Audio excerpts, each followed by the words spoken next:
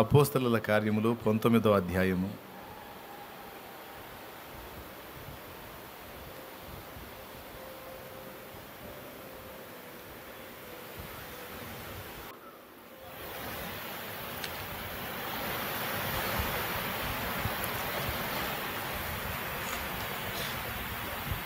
ఇరవై 29వ వచనం, అలాగే 32వ వచనం చదువుకుందాం. చూడండి. పట్టణము బహు గలిబిలిగా ఉండెను. మరియు వారు పౌలుతో ప్రయాణమై వచ్చిన మాసిదోనియా వారైన గాయియును అరిస్తరుకును పట్టుకొని దొమ్మిగా నాటకశాలలో చొరబడిరి. రైట్. ఆ సభ గలిబిలిగా ఉండెను. 32వ వచనం. ఆ సభ గలిబిలిగా ఉండెను గనుక కొందరు ఇలాగున కొందరు అలాగున కేకలు వేసిరి. తాము ఎందు నిమిత్తము కూడుకునిరో చాలా మందికి తెలియలేదు. చాలు, చిన్న మాట ప్రార్థన చేసుకుందాం. ప్రేమ కలిగిన మా మహాపరిశుద్ధ తండ్రి, ఘనుడు ఒక దేవా, నీకు స్తోత్రము. నీ దయాపూర్వక సంకల్పాన్ని బట్టి శుక్రవారం వెళ్ళి మమ్మల్ని అందరినీ ఇలా సమకూర్చి ఇంతసేపు జరిగిన కార్యాలన్నిట నీ సన్నిధి నుంచావు. నీకు స్తోత్రము. ఇక్కడ నిలిచి ప్రకటించడానికి వీసుమంతా కూడా అర్హత లేనివాడినైనా నీ కృపను నీ రక్తమును ఆధారం చేసుకుని ధైర్యం చేసి ఇక్కడికి వచ్చాను. నీ దాసుని బలహీనతలు ఎరిగిన వాడు గనుక స్వస్థపరిచి హృదయశుద్ధిని కూడా కలిగించి సమస్త ప్రవర్తన యందు పరిశుద్ధతను అనుగ్రహించి నీ రక్తముతో కడిగి శుద్ధీకరించి నీ కృపతో జ్ఞాపకం చేసుకుని వాడుకో. ఉపదేశాన్ని అడ్డగింపు చూసే సైతాను, దురాత్మ, దయ్యపు శక్తుల ప్రభావం యేసు నామములో బంధిస్తున్నా.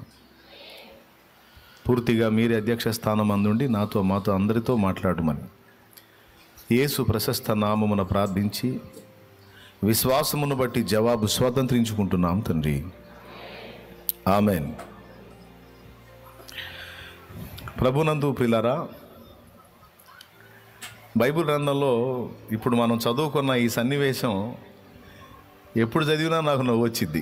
ఇప్పుడు మీరు చదువుతున్నా నవ్వు వస్తుంది నాకు. ఎందుకంటే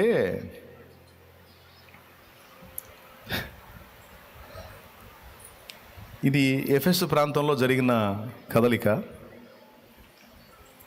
ఈ ఎఫెసు ప్రాంతంలో ఒక కదలిక ఏర్పడింది అన్ని జనుల్లో. ఈ పౌలుతో పాటు కొంతమంది సువార్త ప్రకటిస్తూ అనేక మందిని ప్రభు వైపు తిప్పుతున్నారు. బాగా వినండి. చాలా కష్టపడి దూరాల నుంచి ప్రయాసపడి వచ్చారు కదా, వినండి జాగ్రత్తగా. ఈ ఆర్తెమీదేవి అని ఆ ఎఫ్ఎస్సిలో ఆరాధించే దేవత ఒక దేవత ఉంది. కొంతమంది కంసాలీలు ఈ ఆర్తెమీదేవికి వెండి గుళ్ళను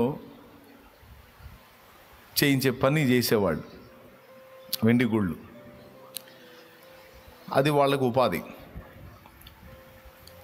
ఈ సువార్త ప్రకటన వల్ల మనుషులు ఆర్తెమీదేవిని వదిలిపెట్టి యేసు ప్రభు వైపు తిరుగుతున్నందున బేరాలు లేవు వాళ్ళకి. ఎవరికి లేవు? ఆ గుళ్ళను చేయించే వాళ్ళకి బేరాలు లేవు. షాపులు మూసుకోవాల్సిన పరిస్థితి ఏర్పడింది. ఎందుకంటే మనుషులు సత్యం వైపు తిరుగుతున్నారు. ఇక ఏం చేశారంటే, ఈ దేమేత్రి అనేటువంటి ఒకటి లేచాడండి. దేమేత్రి అనేవాడు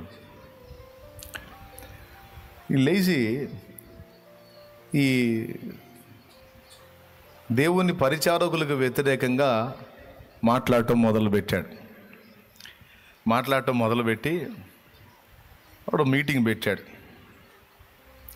అక్కడ డైరెక్ట్గానే చెప్పాడు. ఎవరిని అంటే పనిచేసే వాళ్ళని, ఇంకా మామూలు వాళ్ళని అందరినీ సమకూర్చి గుంపు కూర్చి 25లో ఏం చెబుతున్నాడో చూడండి. అయ్యలారా, ఈ పని వలన మనకు జీవనము బహు బాగుగా జరుగుతున్నదని మీకు తెలియను.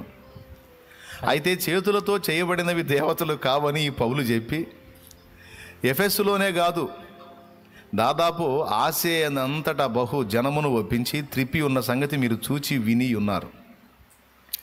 మరియు ఈ మన వృత్తి యందు లక్ష్యము తప్పిపోవుటయేగాక మహాదేవి అయిన ఆర్తెమీదేవి యొక్క గుడి కూడా తృణీకరింపబడి ఆసియా అంతటను భూలోకమందును పూజింపబడుచున్న ఈమె యొక్క గొప్పతనము తొలగిపోవునని భయము తోచుచున్నదని వారితో చెప్పాను. చివరికి మన ఆర్తిమీదేవిని కూడా ఒక దారి చేసేటట్టున్నారా? ఒక వెలుగు వెలిగినామే ఇప్పుడు ఆమెను పట్టించుకునే దిక్కు లేకుండా అయిపోయింది. ఇక రాను రాను ఇంకా ఘోరంగా అయ్యేటట్టుంది, మీరు జోక్యం చేసుకోకపోతే అని వాళ్ళల్లో ఓ ప్రసంగాన్ని చేస్తున్నాడు. ఈ మాట విని వాళ్ళు రౌద్రంతో నిండిన వారై ఎఫెసీయుల ఆర్తెమీదేవి మహాదేవి అని కేకలు వేసిరి.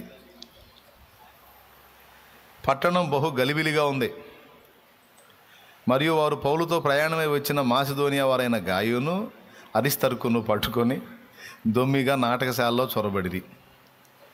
తర్వాత ఏం జరిగింది? మళ్ళా ఆ సభ గలిబిలిగా ఉండేను కనుక కొందరు ఇలాగున కొందరు అలాగున కేకలు వేసిరి. తాము ఎందు నిమిత్తం కూడుకుందో చాలామందికి తెలియదు. నాకు ఈ మాట నవ్వు పుట్టించింది.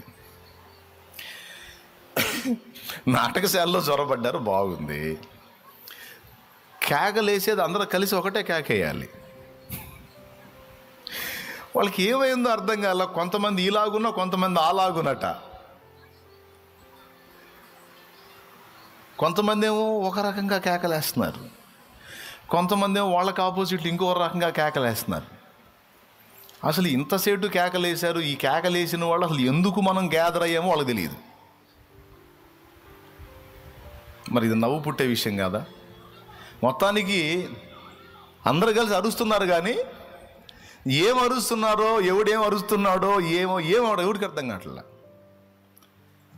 మొత్తానికి మాత్రం కేకలేస్తున్నారు, అరుస్తున్నారు, గందరగోళంగా ఉన్నారు. ఒక సింపుల్గా చెప్పాలంటే మైండ్ పోయిన వాళ్ళు చేసినట్టు చేస్తున్నారు. అది మనం ఎందుకు అరుస్తున్నాం, ఏమని అరుస్తున్నాం, మనం ఏం చేస్తున్నాం, మనం అసలు ఇక్కడికి ఎందుకు గ్యాదర్ అయ్యాం, అది జరుగుతుంది ఏంది? సరే, వాళ్ళని పట్టుకున్నారంటే వాళ్ళని విచారించాలి, వాళ్ళ గురించి ఆలోచన చేయాలి. పౌలు అనేవాడు ఇలా చేస్తున్నాడు, వీళ్ళంతా కలిసి మన ఆర్తెమీదేవి ఎఫెక్ట్ అయ్యేటట్టు, ఆమె పూజ ఎఫెక్ట్ అయ్యేటట్టు వీళ్ళు వేరే యేసుని వేరే దేవుణ్ణి ప్రకటిస్తున్నారని ఏదో కేసు పెట్టాలి, ఏదో హడావుడి చేయాలి. వాళ్ళు చేయాల్సిన పని అది. ఈ చేయట్లో వాళ్ళు కేకలేస్తున్నారు. ఎందుకు కేకలేస్తున్నారు ఎవడికి తెలియదు. ఒకడు అరుతున్నాడని ఇంకోటి అరవటం మొదలుపెట్టి, వాడు అరుతున్నాడు ఇంకోటి అరవటం మొదలుపెట్టి, టోటల్గా అందరూ అరుతున్నారు, కానీ ఎందుకు అరుతున్నారు ఎవడికి తెలియదు.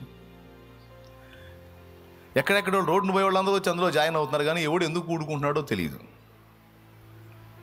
ఇప్పుడు 10 మంది గొల్లుగా సౌండ్ చేస్తుంటే 11 వచ్చి జాయిన్ అవుతాడుగా. అందులో జనానికి ఎలాంటిదంటే బో ఆశ. బస్సులో పోతున్నప్పుడు అక్కడ ఏదన్నా 4-5 జనం నిలబడ్డారనుకో, అప్పటిదాకా రాని అద్దాన్ని కూడా బయలుదేరినప్పుడు మామూలుగా నెడితే రాలేదానికి అర్థం, ఎందుకు ఇది రాదులేదు తుప్పు పట్టిపోయినట్టుందన్న అద్దాన్ని కూడా 4 నిలబడేసరికి బస్సు కొంచెం స్లో అయ్యేసరికి ఒక్క తోపు దోసి అద్దాన్ని తల మొత్తం బయట పెట్టి చూస్తారు. ఏం లేదనుకోండి, అక్కడ టేపు తీసుకొని కొలతలు వేసుకుంటున్నారు అనుకో, ఎంత నిరాశ తెలుసా? ఏంది కొలతలుగా రోడ్డు కొలుసుకుంటున్నారా? ఏందో ఎంతమంది నిలబడి ఏం జరిగిందో అని నేను అబ్బా అంటే ఏం జరగాల? ఎవడో ఒకటి పోవాలా? అప్పుడు నీకు అంత కష్టపడి డోర్ నెట్టి తలకాయ బయట పెట్టినందుకు న్యాయం జరిగిద్ది అన్నమాట. ఉత్కంఠ, సైకాలజీ, అవునా కాదా? ఏంది అటు చూస్తారు? నిజమేగా, ట్రై చేయలేదు ఎప్పుడు? ఉడికేదంతే ఉంటుంది.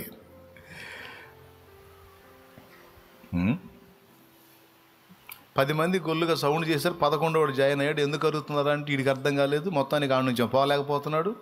ఉండి ఎవరిని అడిగినా వాళ్ళు అరుతాం తప్ప ఏం చెప్పట్లా.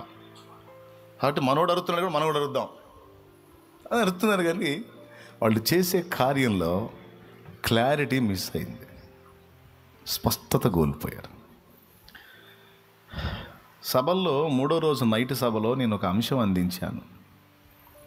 మనం ఏది చేసినా స్పష్టత కోల్పోకూడదు, క్లారిటీ మిస్ అవ్వకూడదు అని. దానికి అనుబంధంగా ఉండే వచనమే ఇది. దీనికి జంట వచనం ఆదికాండం 11లో దొరికిద్ది మనకి. సేమ్ ఇదే బ్యాచ్ ఆడ కనపడతారు. వాళ్ళందరూ కలిసి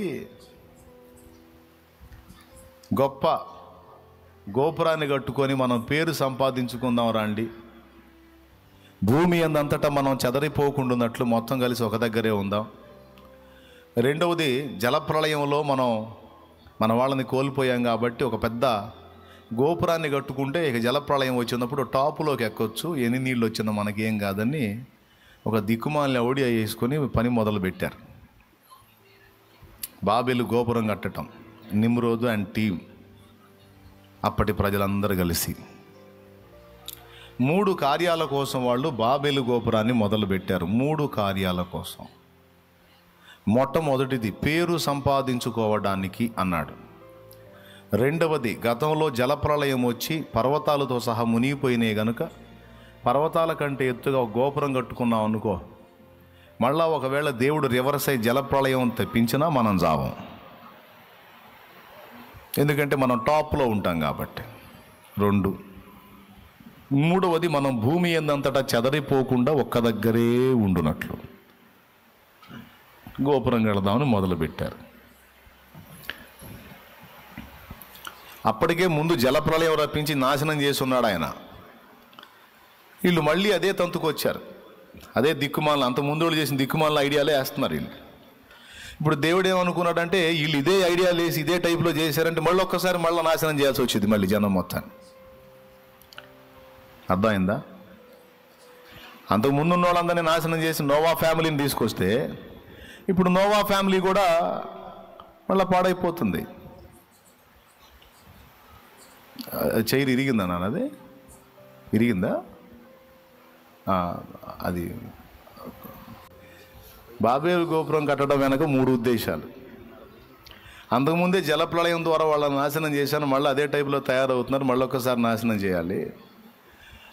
అందరినీ చంపి నోవాహును బతకనిస్తే నోవా ఫ్యామిలీలో కూడా ఇలాంటి వ్యక్తులు లేచారు కనుక ఇక వీళ్ళని ఇలానే వదిలేస్తే దేశమంతా ఒక్కటే అయ్యింది, భాష ఒక్కటే, పలుకు ఒక్కటే.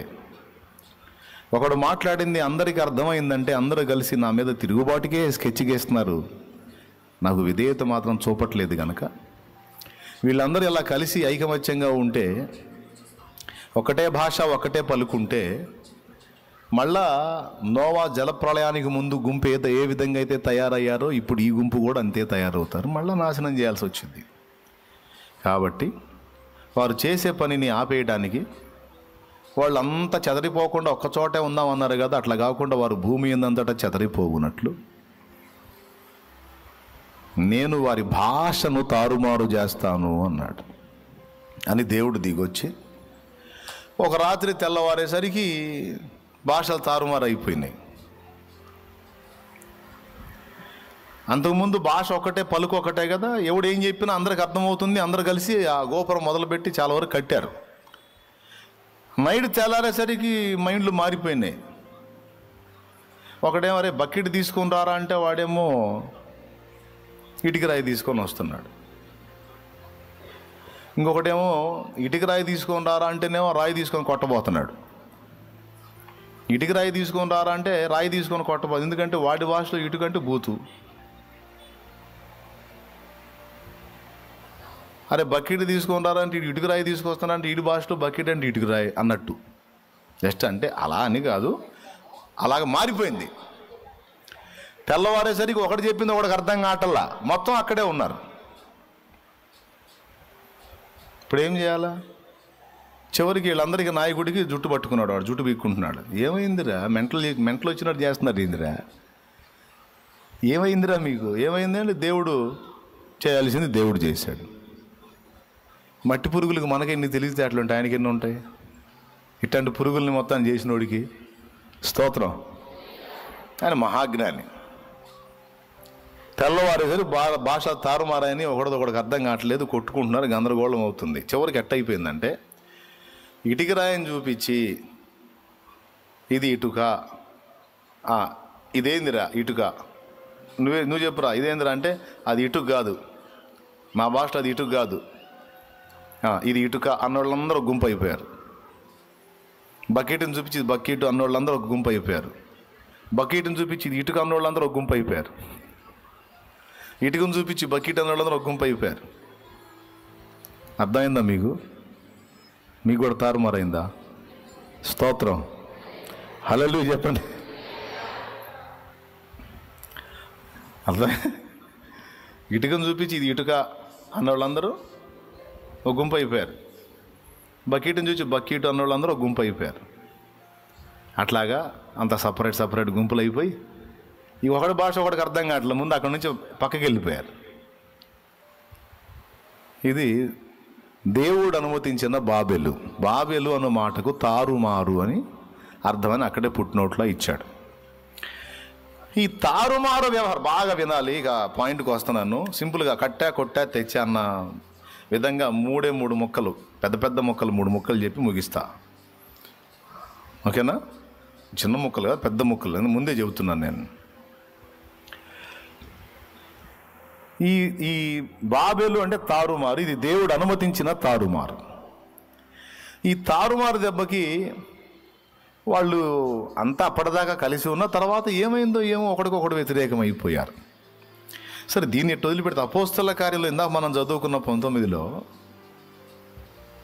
అసలు వాళ్ళు ఎందుకు కూడుకున్నారో వాళ్ళకి అర్థం కావట్లా. వాళ్ళకి కేంద్ర బిందువు ఎవరో అర్థం కావట్లా.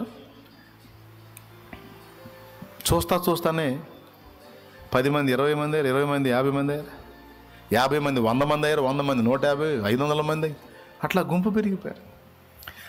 అసలు సమస్య ఏంటనేది ముందు 10 మందికే తెలుసు, తర్వాత గ్యాదర్ అయిన 1000 మందికి తెలీదు.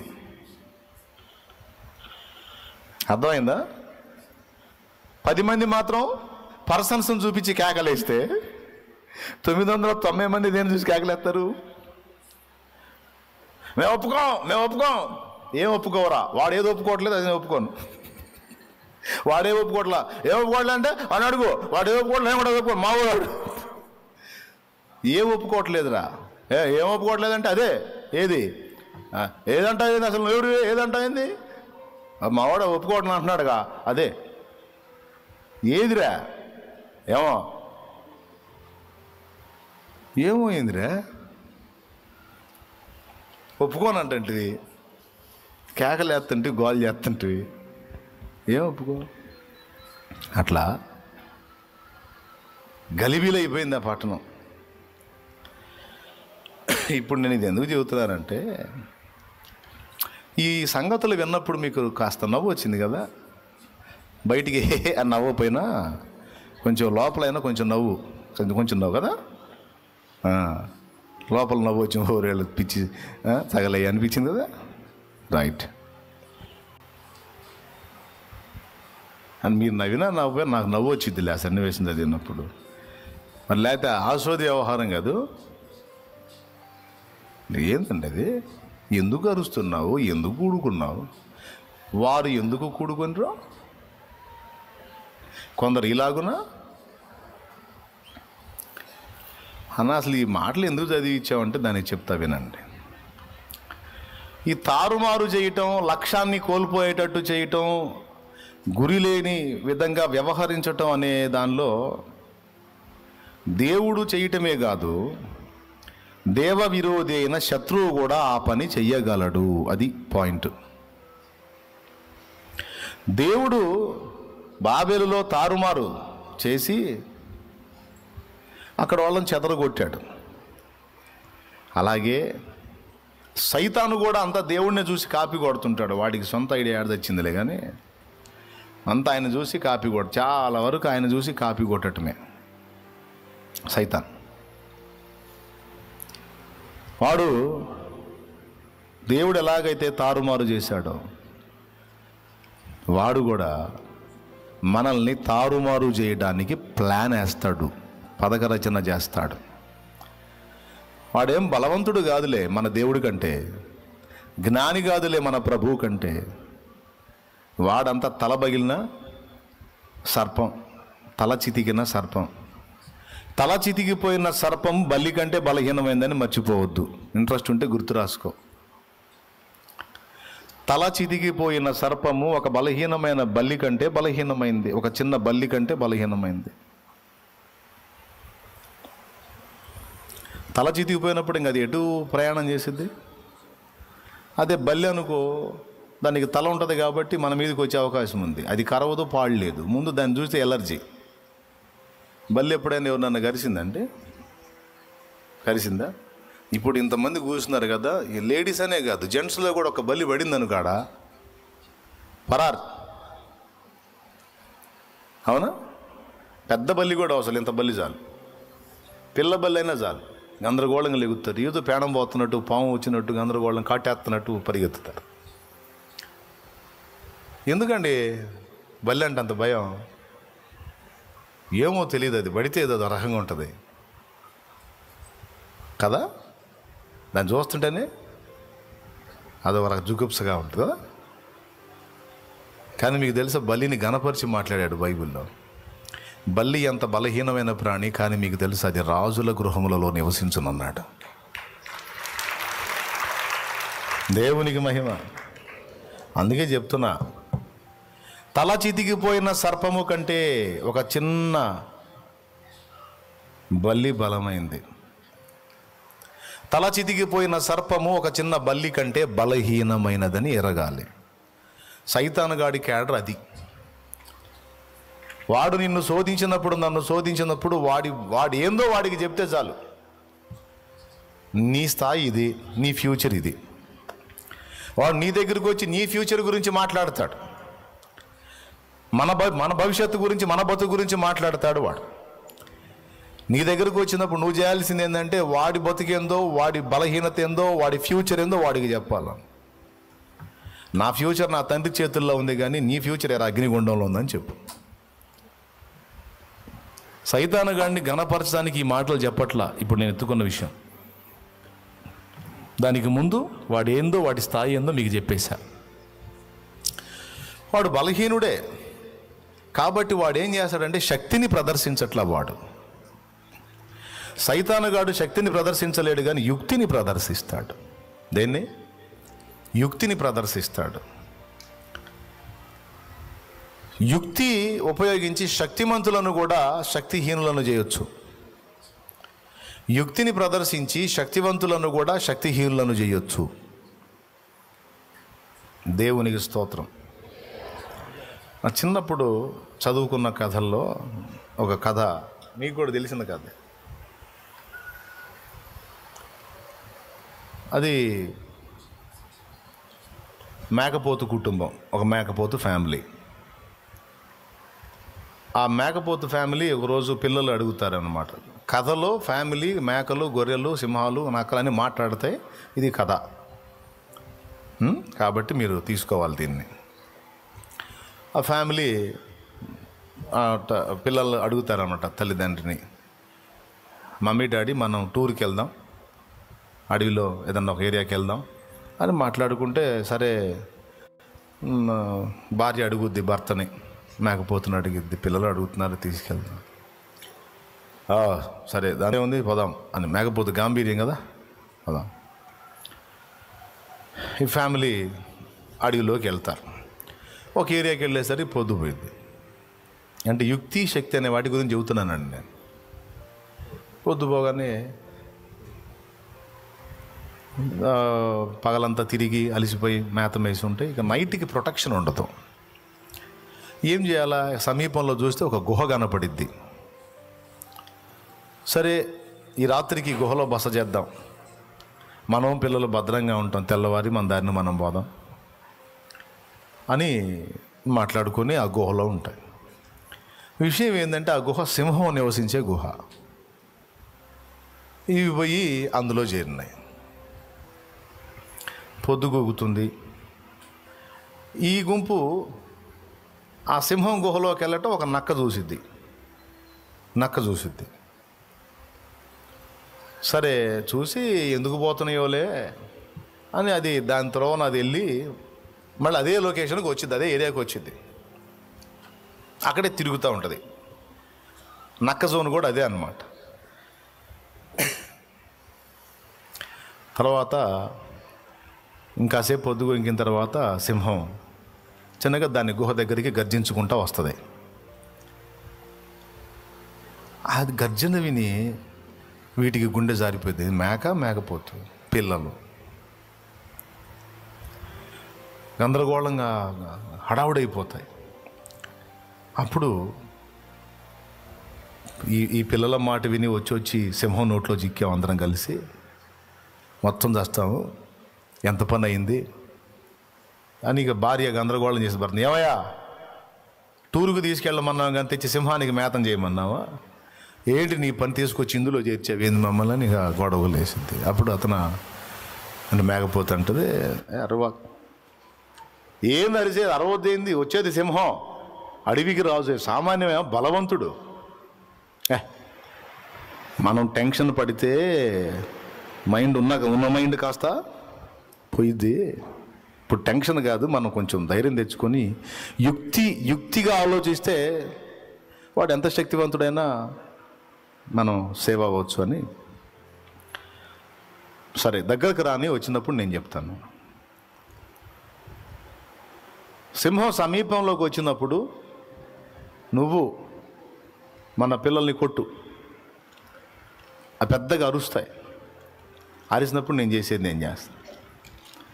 సైలెంట్గా ఉంటే నన్న కొంచెం సేవ్ అవుతాం. పెద్దగా అరిస్తే ఏమైంది, నేను చెప్పింది చేయి, నువ్వు ఊరకన్నా సాపా. ఓకే. సింహం దగ్గర గుహ దగ్గరకు వచ్చింది. ఈలోపు గొల్లుమని గుహలోంచి సౌండ్ వస్తుంటుంది, వింత సౌండ్లు వస్తుంటే ఏంది ఈ సౌండ్లు అని అది చెవి పరికించి ఆలకిస్తుంటుంది సింహం. ఈలోపు లోపల నుంచి ఒక గంభీరమైన స్వరం వినపడింది, అరవగాకండ్రా, ఆ సింహం గాడు వచ్చే టైం అయిందే, వాడిని రానిరా, ఒక్క వేట్లో చంపి మీకు మేత పెడతా లేరా, మీకు ఆహారం ఇస్తా లేరా, వచ్చిందాకా ఆగండ్రా, దగ్గరకు వచ్చాడు, వినపడింది శబ్దం వినపడింది, ఆగండ్రా, వాడిని రానిరా, వాడు మిస్ అయ్యాడంటే ఈ నైట్కి మనకు ఆహారం పోయింది, ఆగండ్రా.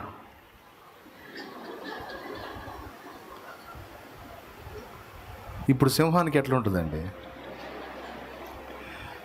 వామ్మో అడవి మొత్తం నాకు భయపడేది, నన్ను గాజేయడానికి వచ్చి నా గుహలో జొరబడి రహస్యంగా దాక్కు నీళ్ళెవరు,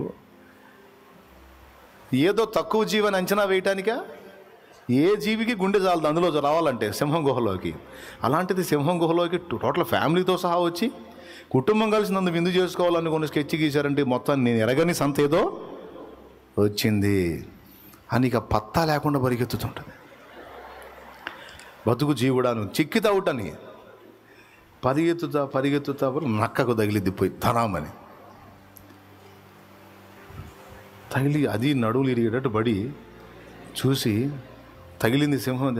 మృగరాజా ఏంటిది, ఇంత భయపడుతున్నారు, వణికిపోతున్నారు, ఏంటంటే ఏం చెప్పేది నీకు నా బాధ, నా గుహలోకి నన్నే తినే రకాలు చేరారు, వాడు ఫ్యామిలీకి చెబుతున్నాడు కాసేపు మౌనం ఉండండి, వాడు సింహంగాడు వస్తాడు, వాడిని ఒక దెబ్బలో వేసి పడేసి మీకు ఫుడ్ పెట్టేస్తాను, ఈ నైట్కి మనకు ఆహారం గడిచిపోయింది, కొంచెం అరవకుండా మౌనంగా ఉండండి, వాడు మళ్ళీ సౌండ్ వింటే వెనక్కి వెళ్ళిపోతాడని వాడు చెప్తున్నాడు. లోపల ఆ గొంతు కూడా గంభీరంగా ఉంది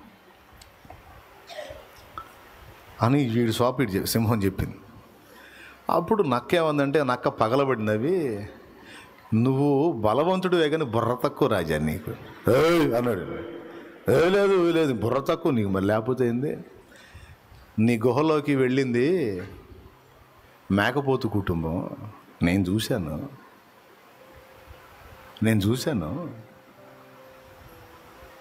నా మాట విను అని నమ్మబలికింది.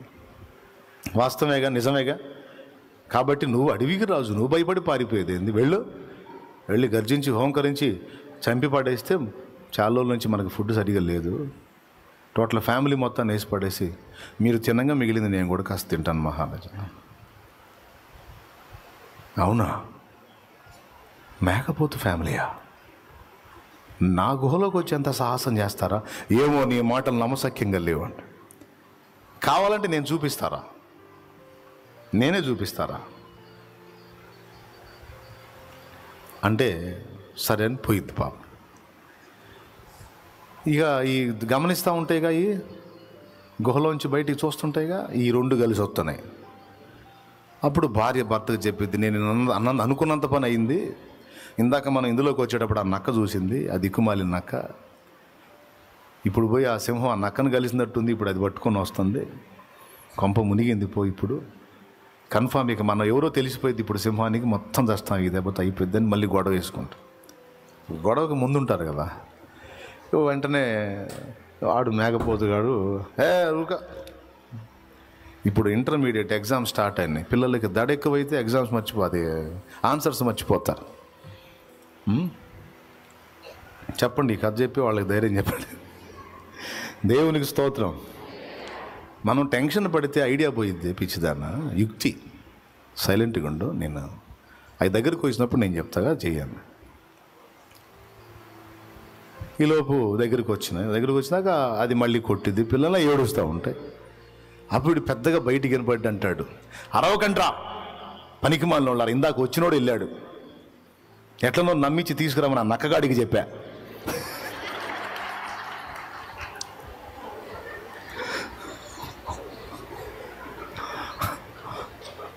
ఎట్లనో నమ్మించి తీసుకురారని నక్కగాడికి చెప్పా, దగ్గరికి వచ్చినట్టున్నారు, అరవకంట్రా అనేసరికి ఇక ఇది సింహం నక్కకెళ్ళి చూసి, ఒరే దుర్మార్గుడు నన్ను అప్పచెప్పడానికి నమ్మబలికి తెచ్చావా అని ఒక్క తన్నుది అనేది పరిగెత్తుది మొదలుపెట్టి.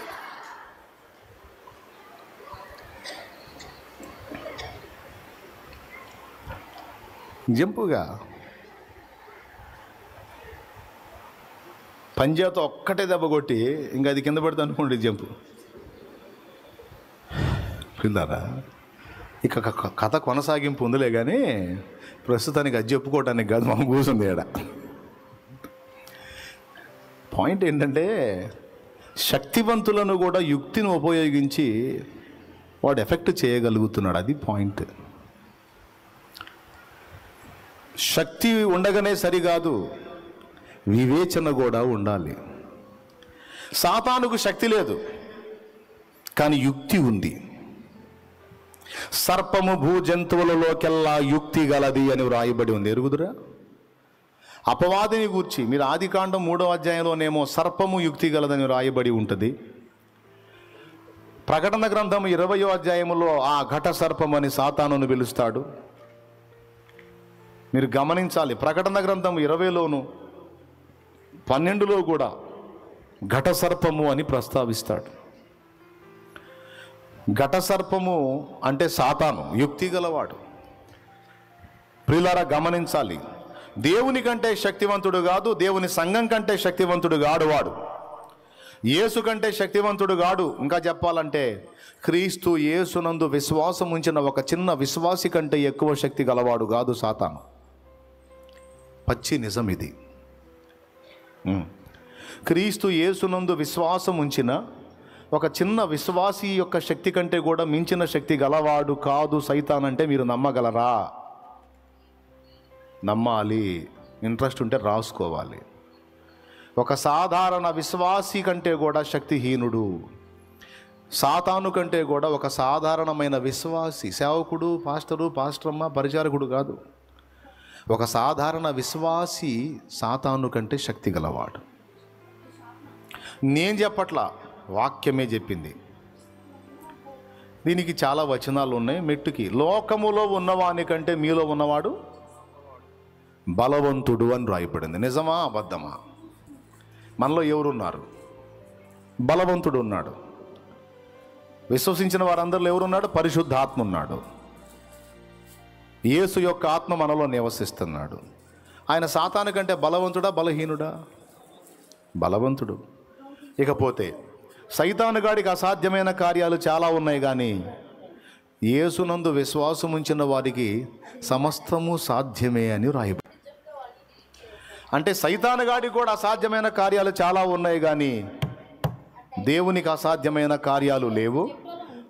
ఆ దేవుని యందు విశ్వాసం ఉంచిన వాటికి కూడా అసాధ్యమైనది లేదు అని సాక్షాత్తు యేసయ్యే మార్కు సువార్త 9లో చెప్పాడు. నమ్ముట నీ వలనైతే నమ్మువానికి సమస్తము. అది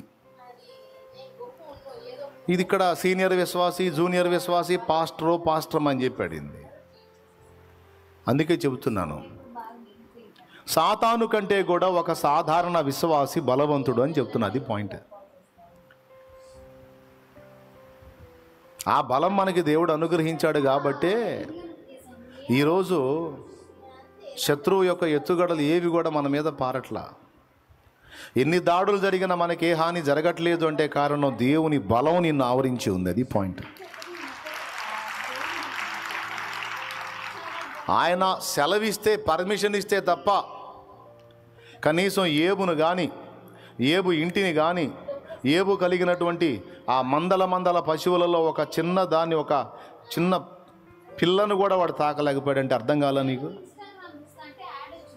తన బిడ్డలకి దేవుడిచ్చిన ప్రొటెక్షన్ ఎంత పటిష్టమైందో. అవునా? ఎప్పుడు ఛాన్స్ వచ్చిందంటే దేవుడే ఓపెన్ చేసి అవకాశం ఇస్తే తప్ప, లేకపోతే లేదు. అంతకుముందు ట్రై చేశాడు, ఏబు దగ్గరికి పోయి సైతాను మొహం పగిలింది, పగలగొట్టుకొని వచ్చాడు. అదే చెప్తున్నాడు అక్కడ, అతని ఇంటికి, అతని కలిగిన అంతటికి నీ చుట్టూ కంచె వేసేటివి కదా. కంచె వేసాడన్న సంగతి వీడికెట్ట తెలుసు? ఈ సిగ్గులేనోడు పోయాడు, పోయి తన్నులు తిని వచ్చాడు. అది పాయింట్. స్తోత్రం, హల్లెలూయా. అక్కడ ఏముంది? దేవుని ప్రాకారం, రక్షణ ప్రాకారం. దాన్ని దాటిపోలేకపోయాడు. అది వాడి బలం. కాబట్టి వాడు బలం విషయంలో మనకంటే బలవంతుడేం కాదు కానీ, ఎందుకంటే మనకు బలమై ఉన్నవాడు దేవుడే. నా బలమై ఉన్న దేవా,